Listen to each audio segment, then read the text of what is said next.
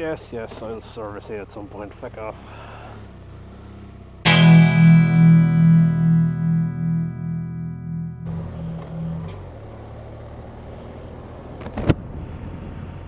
So, the service light went on the RS the other day, and I was like, oh shit, that looks different, and it turns out it means I've owned the bike for a year, and it doesn't feel like a year I've owned the bike, and if I'm brutally honest with myself, I haven't ridden it enough over the last year, which I guess is the right attitude to have. But I wanted to put together a quick-ish video on my thoughts on it after owning it for a year. So just to give you the history for people who don't follow the channel, I'm on bikes around 3 or 4 years, and I owned a GS before this, and so I came off the GS, or didn't come off the GS, I sold the GS in favour of this pretty much exactly a year ago, and I can link back to the sort of test ride I did and the comparison that I did, where I was happy enough with it.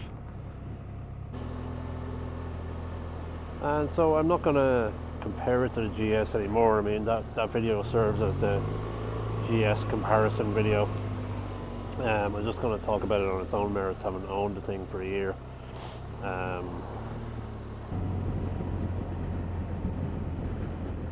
And so I will do a walk around, which I kind of promised when I bought it, after I put all the bits and bobs I wanted to hang off it on, which I've since done. I think I'm done hanging bits off it, so we'll do a walk around. But I wanted to just kind of talk first about how it's been. So my commute is, or was, motorway and country roads and city, and so I rated it previously on all of those things, and I have to say it was it held up over the last year or so, just in terms of the screen is still nice. If you have it in the upward position when you're out in the motorway, then it just really evenly spreads the wind across you. You know, it's still kind of easy enough to maneuver. It's still a very big bike for city riding, but I mean, I would imagine as very big bikes go, I haven't ridden a lot of big bikes in the city. It you know, once you get above a certain speed or above get moving, it doesn't feel as much like a big bike, and you can kind of flick it around a bit and all that sort of thing. So I haven't really been caught out by the weight of it at any point. Now that's going off a GS, so you know, I was kind of used to that.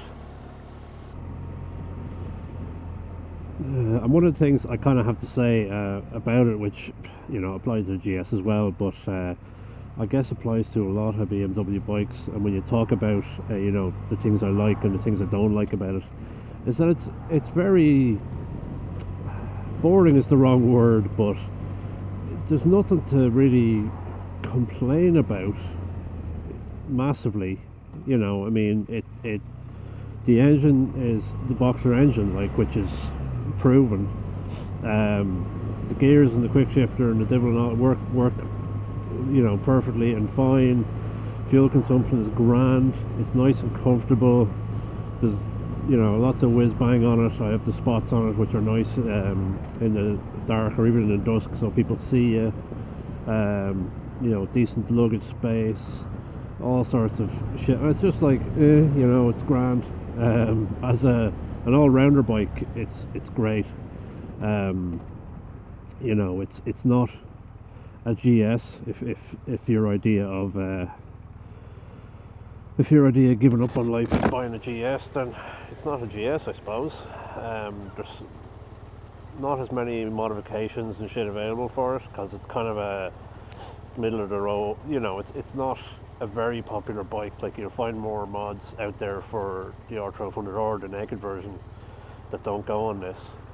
And of course, GS you can basically get anything for, and you know, the S1000R and the other BMW models, it's probably the least modifiable BMW model. Now, I haven't found a lot of stuff that I want to do with it on top of what I've done, but your mileage may vary. Some people never stop going at their bikes, but a lot of mods for the R1200R are listed for the R1200R and work on this, even though they're not, it doesn't explicitly say it, so it's kind of trial and error.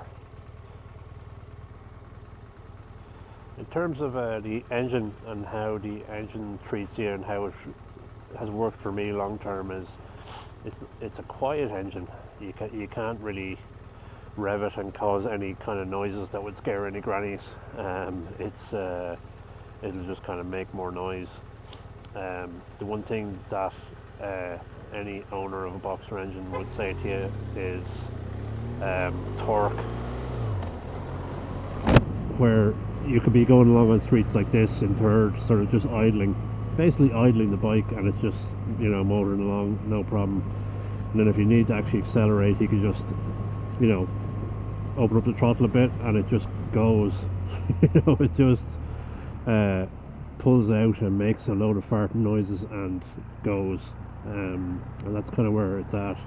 So even here in second, and it's just like idling along, and you just pull ahead of your man, and he tries to pull ahead of me, and then we race, and then I win, or I don't, because I'm on this bike.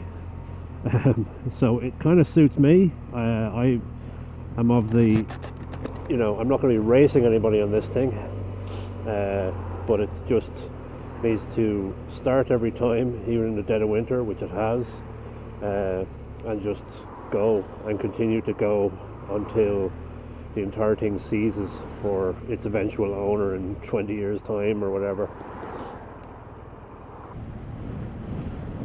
So all in all, as a sort of a medium to long range cruiser for running over Bally Out lads, where you're not you know, you're not going to race anybody, you just want something that goes and is reliable and is fairly nice and has whiz bang and etc. Obviously there are cheaper options and potentially even better ones, but this has worked beautifully for me for the last year or so.